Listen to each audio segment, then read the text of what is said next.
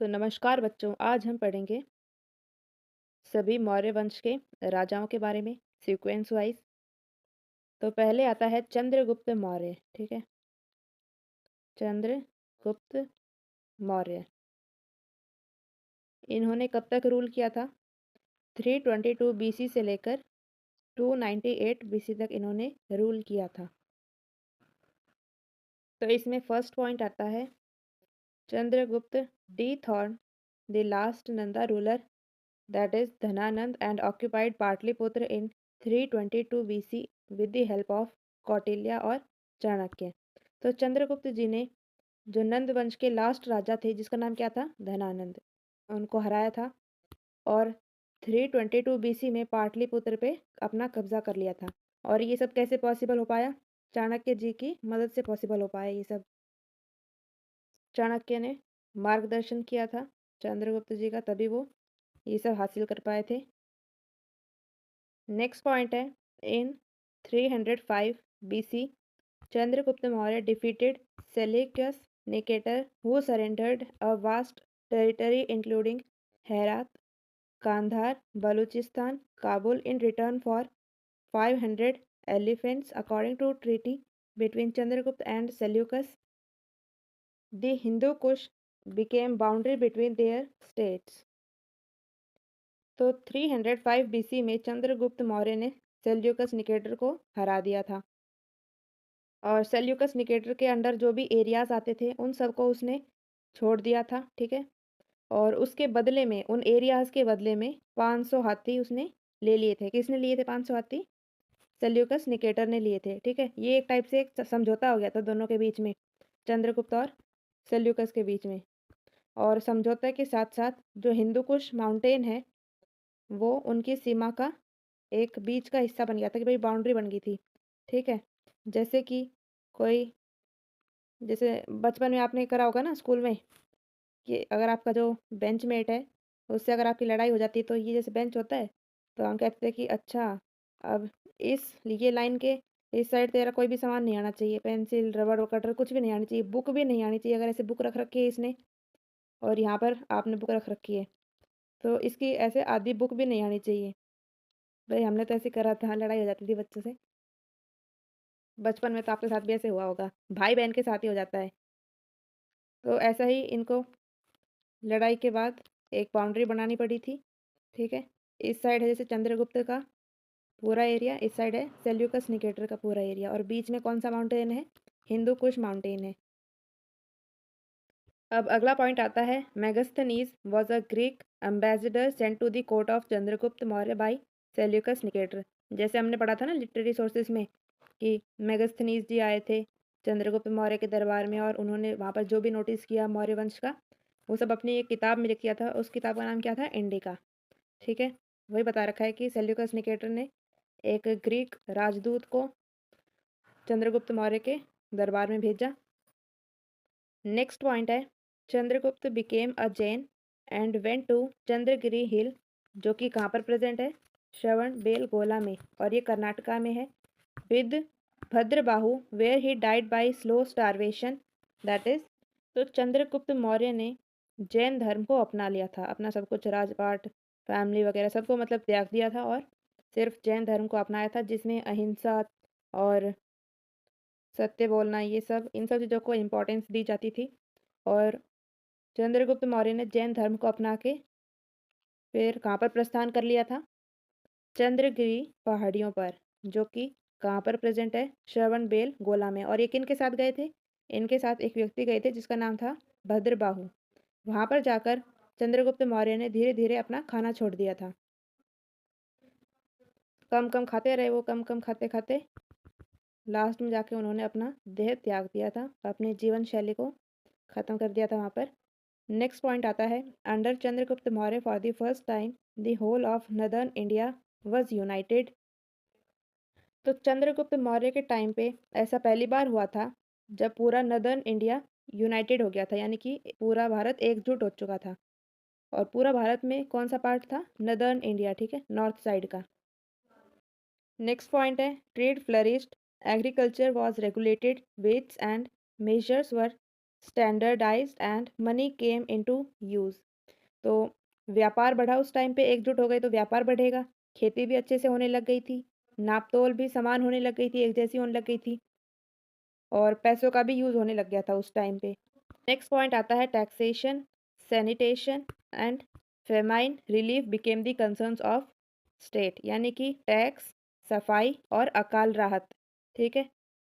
इन जैसे काम राज्य की अब ज़िम्मेदारी बन गए थे। जैसे आज के टाइम पे अगर सरकार अपने मतलब सफाई पे ध्यान नहीं देगी, तो गंदगी फैल जाएगी हर जगह पे। तो ये सब किसका काम है, किसकी ज़िम्मेदारी है अपने पूरे शहर में साफ-सफाई करने का? ये है सरकार का काम। तो वैसे ही चंद्रगुप्त पे ये सारी ज़िम्मेदारियाँ थी कि उसके राज्य में कोई भी गंदगी ना हो, साफ-सफाई होती रहे, ठीक है? टैक्स से रिलेटेड भी सारी ज़िम्मेदारी चंद्रगुप्त की थी और कोई भी अकाल से ना मरे, ये भी ज़िम्मेदारी किसकी होती थी? चंद्रगुप्त मौर्य की। तो ये हो गया है चंद्रगुप्त मौर्य के बारे में ब्रीफ डिस्कशन। अगला आता है उनके बेटे के बारे में, दैट इज़ बिंदुसारा। अब उनके बारे में पढ़ेंगे हम।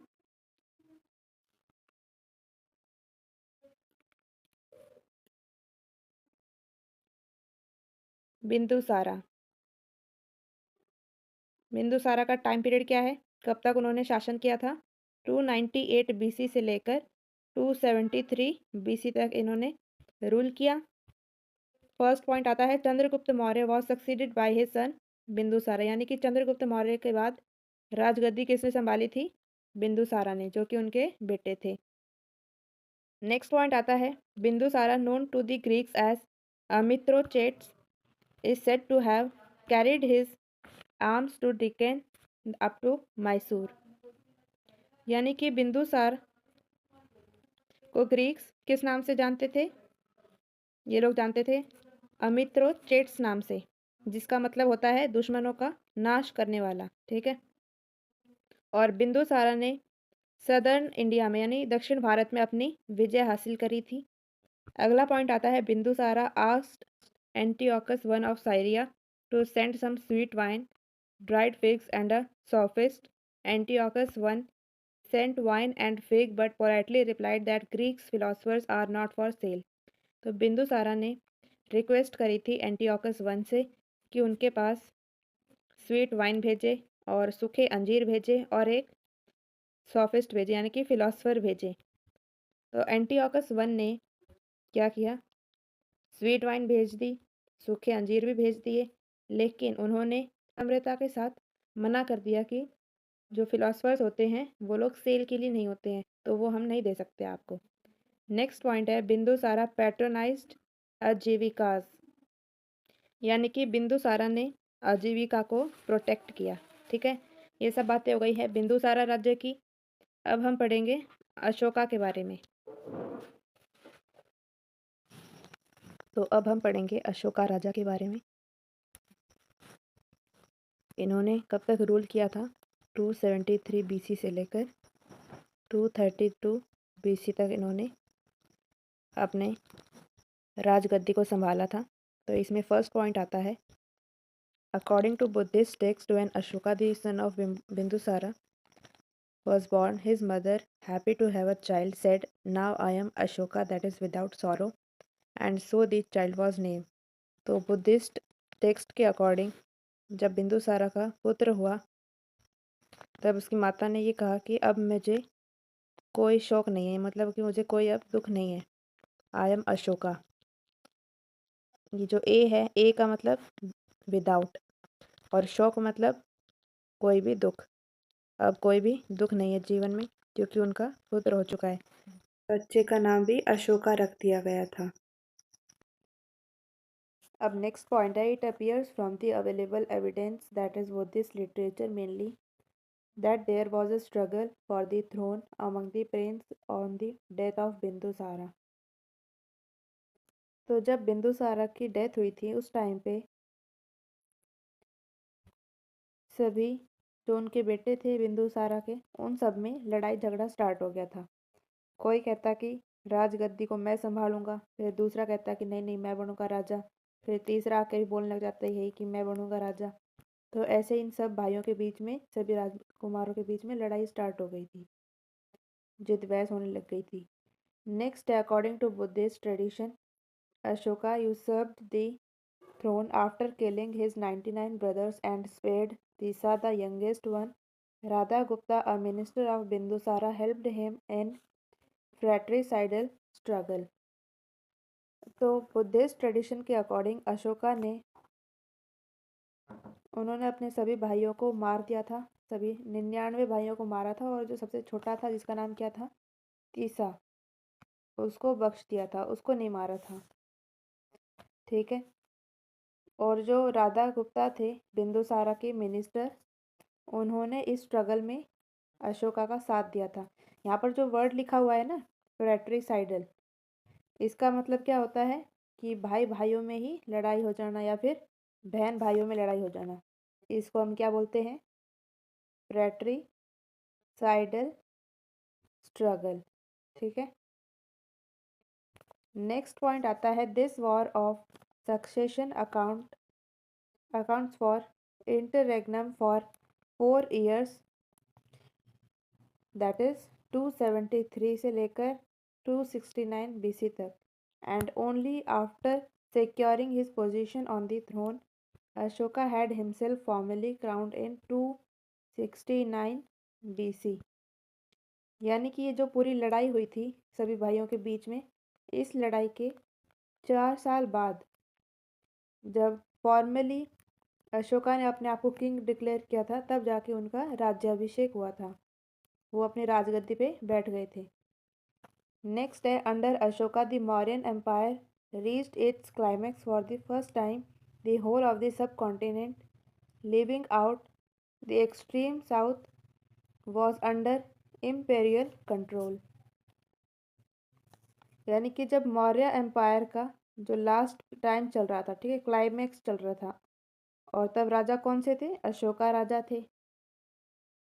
तो उस टाइम पे भारत में पहली बार ऐसा हुआ था कि पूरा भारत एकजुट हो गया हो, और एक पार्ट जो है यानी कि एक्सट्रीम साउथ वाला पोर्शन जो है वो एकजुट नहीं हुआ था, उसके अलावा पूरा भारत एकजुट हो गया था।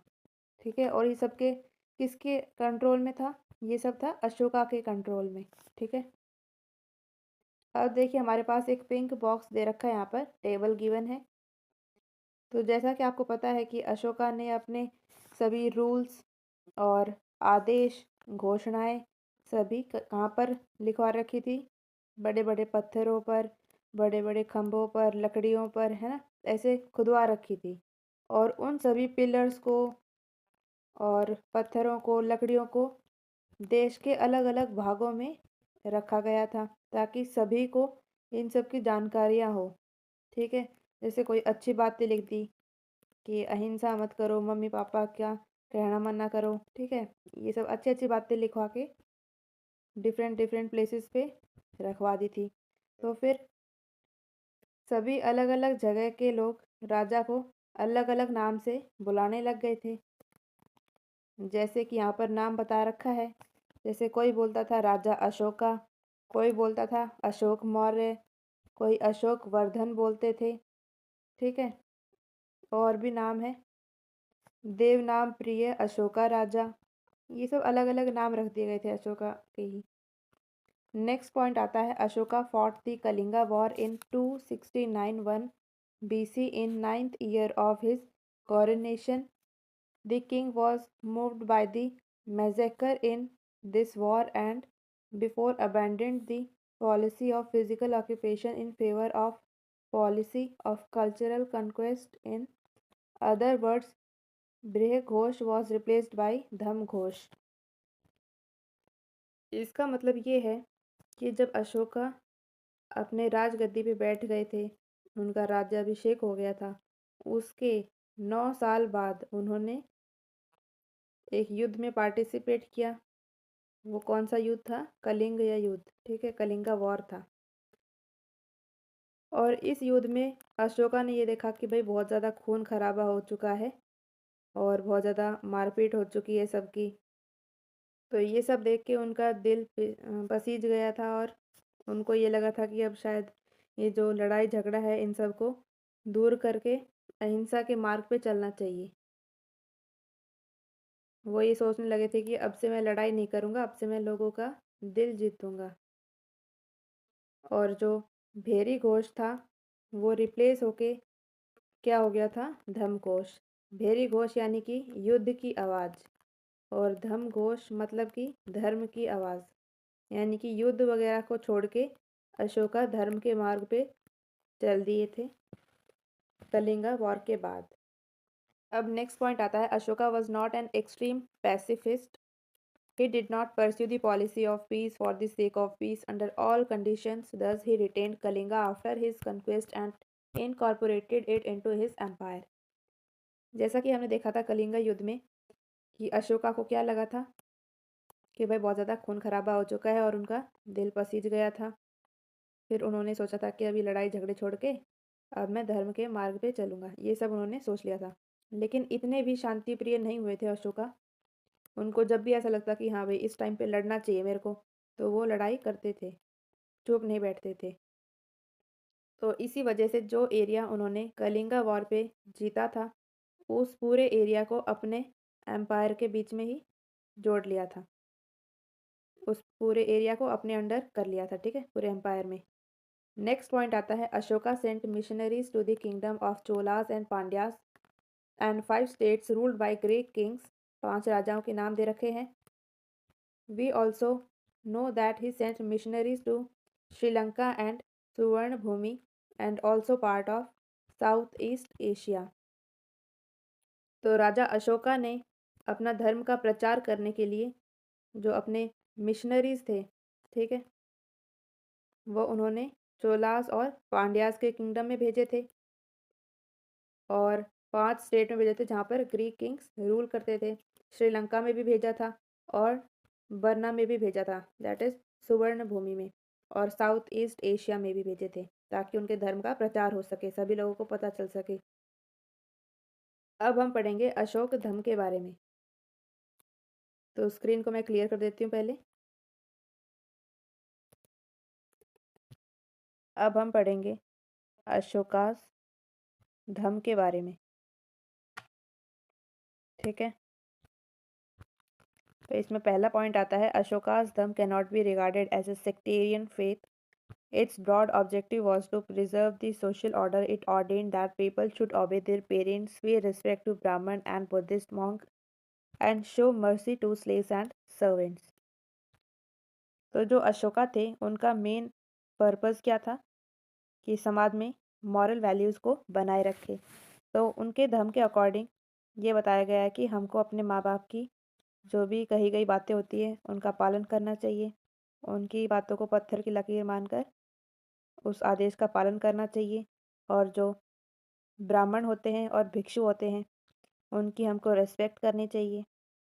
और जो हमारे पास आसपास जो सर्वेंट है, स्लेव्स काम कर रहे हैं, उनको भी रेस्पेक्ट देनी चाहिए और उनके साथ काइंड बिहेवियर अपना रखना चाहिए, ठीक है। अगला पॉइंट आता है, he held that if people behaved well they would attain swarga, that is heaven. He did never say that they would attain nirvana which was the goal of Buddhist teaching. तो अशोका ने ये कहा था कि अगर आप अच्छा काम करोगे तो आपको स्वर्ग की प्राप्ति होगी, ठीक है। लेकिन उन्होंने कभी भी ये नहीं कहा कि आपको निर्वाण मिल जाएगा। निर्वाण क्या है? निर्वाण है बौद्ध धर्म का बिल्कुल एक्सट्रीम। अगर आपको निर्वाण चाहिए तो उसके लिए आपको सभी मोह माया से मुक्त होना पड़ेगा पहले, तभी आपको निर्वाण मिल सकता है। और आपको पता ही है कि जो लोग हैं वो सब मोह माया को नहीं छोड़ सकते, तो उनको निर्वाण भी नहीं मिल पाता। निर्वाण के लिए काफ़ी ज़्यादा डेडिकेशन और मेडिटेशन की आवश्यकता होती है। तो इसीलिए बस अशोका ने ये कह दिया था कि आप अच्छे कर्म करो, अगर आप अच्छे से रहोगे, अच्छे काम करोगे तो आपको स्वर्ग तो मिल ही जाएगा, ठीक है। अब पढ़ते हैं हम लेटर मौर्यास। पहले इस स्क्रीन को मैं थोड़ा क्लियर कर देती हूँ, फिर पढ़ेंगे आगे। तो अब हम पढ़ेंगे लेटर मौर्यास के बारे में, ठीक है। तो इसमें फर्स्ट पॉइंट आता है, the Mauryan dynasty was lasted for 137 years, यानी कि 137 सालों तक मौर्य वंश चला था। और सेकंड पॉइंट आता है, Ashoka's death was followed by the division of Mauryan empire into 2 parts, western and eastern. तो जब अशोका की मृत्यु हो गई थी उसके बाद ही पूरा मौर्यन एम्पायर दो पार्ट्स में डिवाइड हो गया था, दो पार्ट्स में बट गया था। एक था वेस्टर्न पार्ट और दूसरा था ईस्टर्न पार्ट।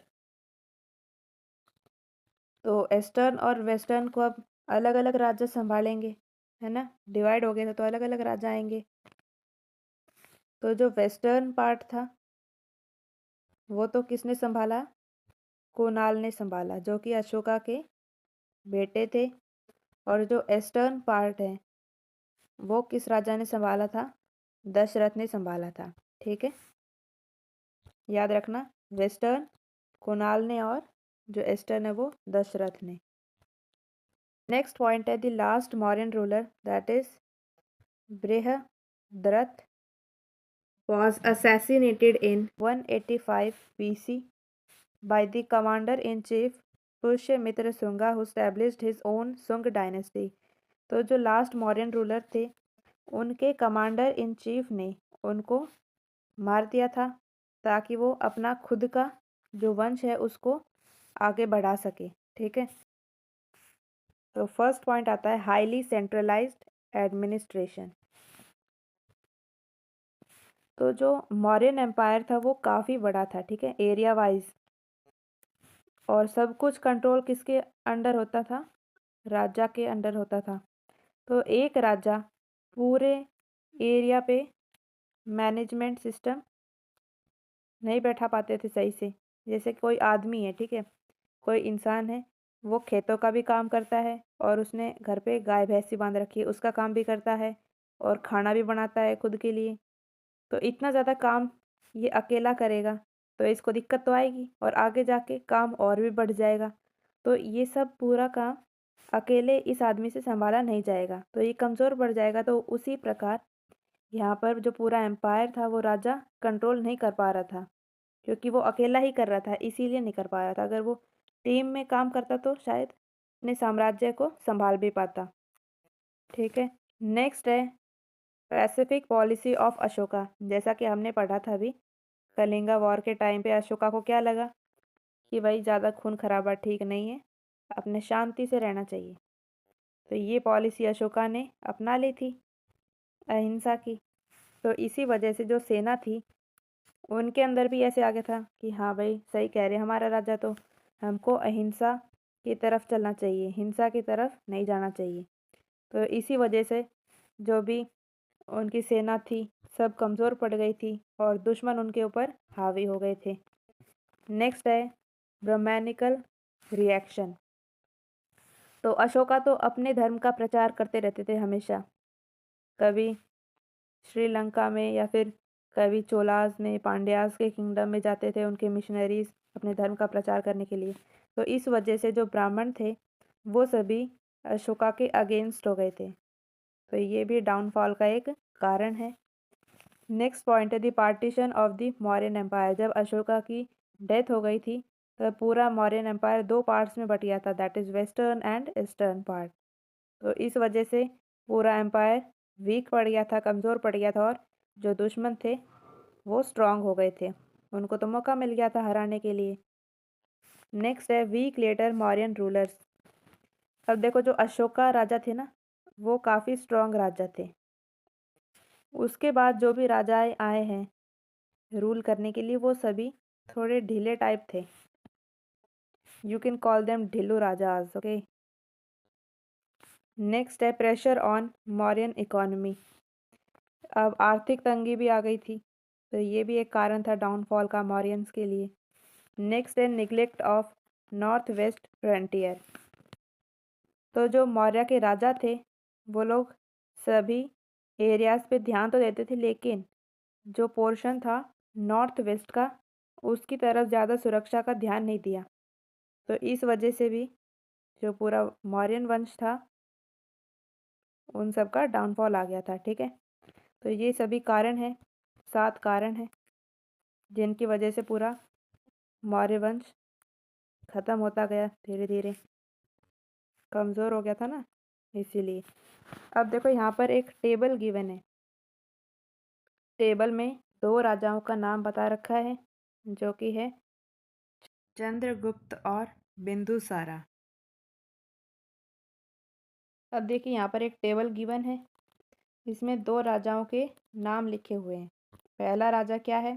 चंद्रगुप्त मौर्य। दूसरा है बिंदुसारा। और जो दूसरा कॉलम लिखा हुआ है इसमें है इन राजाओं के अन्य नाम, जैसे कि चंद्रगुप्त मौर्य को स्ट्रैबो लोग कौन क्या बोलते थे? सेंड्रोकोटस बोलते थे। और थर्ड कॉलम में है अम्बेसडर यानी कि राजदूत, नाम क्या था? मेगास्थनीज था और ये ग्रीक राजदूत थे। और दूसरा राजा का नाम लिखा हुआ है यहाँ पर बिंदुसारा। बिंदुसारा को ग्रीक टेक्स्ट में अमित्रोचेट्स कहा जाता था, चाइनीज टेक्स्ट में विंदुपाला, जैन टेक्स्ट में सिंह सेना और वायु पुराण में भद्रसार कहा जाता था। और इनके जो कोर्ट में आए थे राजदूत, उनका नाम क्या है? डायमोकस। और दूसरे राजदूत का नाम क्या है? डायोनाइशियस। तो आज के लिए बस इतना ही पढ़ेंगे हम, ठीक है।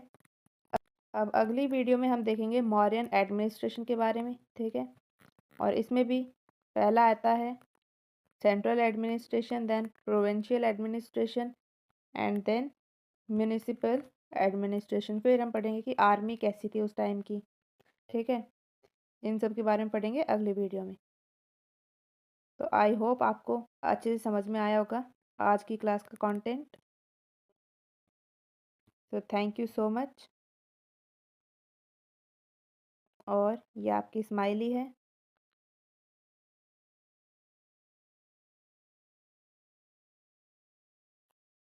तो इसी के जैसे हंसते रहो और अपने रिवाइज करते रहो, पढ़ते रहो, ठीक है। Thank you so much again.